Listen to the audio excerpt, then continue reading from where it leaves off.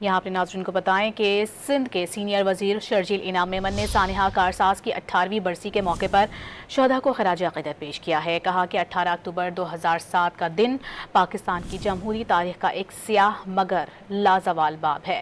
سندھ کے سینئر وزیر شرجیل انعام میمن نے کہا کہ 18 اکتوبر 2007 کو شہید محترمہ بے نظیر بھٹو 8 سالہ جلا وطنی کے بعد وطن واپس آئی تھیں۔ ملک بھر سے لاکھوں جیالے ان کے استقبال کے لیے کراچی پہنچے تھے۔ قافلے پر دہشت گرد حملے اور درجنوں کارکنوں کی شہادت کے بعد بھی اپنی بیوی بے نظیر بھٹو نے جدوجہد جاری رکھی۔ پیپلز پارٹی کے سینکڑوں جیالوں نے اپنی جانوں کا نذرانہ پیش کر کے یہ ثابت کیا کہ جمہوریت کی راہ میں کسی قربانی سے دریغ نہیں کیا جائے گا۔ پیپلز پارٹی جمہوریت کے دفاع کے لیے ہر قربانی دینے کو تیار ہے۔ قافلے پر دہشت گرد حملے اور درجنوں کارکنوں کی شہادت کے بعد بھی اپنی بیوی بے نظیر بھٹو نے جدوجہد جاری رکھی۔